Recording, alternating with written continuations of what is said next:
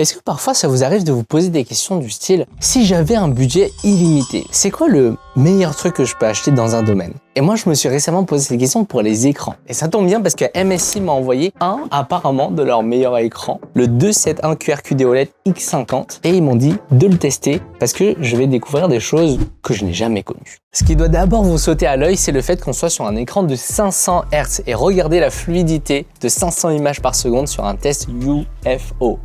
On est sur une dalle OLED de 3e génération avec une chose très importante, mais je suis pas sûr que vous allez comprendre le poids du truc, c'est un port DisplayPort 2.1. Si vous ne le saviez pas, la plupart des écrans haut de gamme voient leur image compressée par une technologie qui s'appelle le DSC. Pourquoi il y a besoin de compresser l'image? Tout simplement par manque de bande passante. Votre câble vidéo n'est pas capable de transférer autant de données à la fois. Typiquement, le SDC intervient sur des résolutions comme la 4K 240 Hz ou, comme ici, en 1440p 500 Hz. Avec le DP 2.1, on a une image d'une qualité, d'une netteté exemplaire sans aucune compression. Mais même avec ça, ça suffira pas pour faire de cet écran le meilleur écran gamer de MSI. Il cache quelque chose d'autre. Il y a un truc, je sais pas si ça va vous plaire comme ça, il y a de l'IA.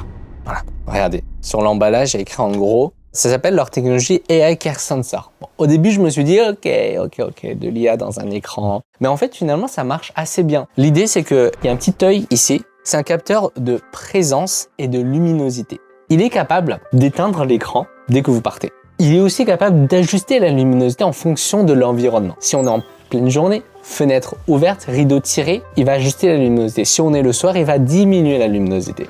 Il peut même jusqu'à aller détecter votre regard. Donc quand je regarde mon écran que je suis en train de jouer, tout va bien. Mais si je détourne le regard, au bout de 10 secondes, la luminosité réduit. Ensuite, on a les 0,03 millisecondes de latence de tous les écrans OLED. Par contre, un truc qui n'est pas forcément présent partout, c'est le DCI-P3. On a une couverture à 99%. Ça veut dire quoi? C'est que c'est une gamme de couleurs étendue qu'on utilise souvent en cinéma, ce qui fait qu'on a de très belles couleurs et des couleurs très fidèles. Il y a le mode 24 pouces pour les joueurs compétitifs, le taux de rafraîchissement variable pour les joueurs de console. Et enfin, la grande question, c'est est-ce que vous arrivez à imaginer la fluidité de 500 fps? J'ai pu tester la différence avec un écran 240 Hz que je possède au quotidien. Et en fait, je peux pas vous dire qu'il y a une si grosse différence qu'on peut voir à l'œil nu. Mais par contre, il y a un truc, c'est que dans les jeux, vous ressentez, c'est plus un ressenti, une sensation de fluidité extrême. C'est difficile à expliquer, mais on peut ressentir / voir la différence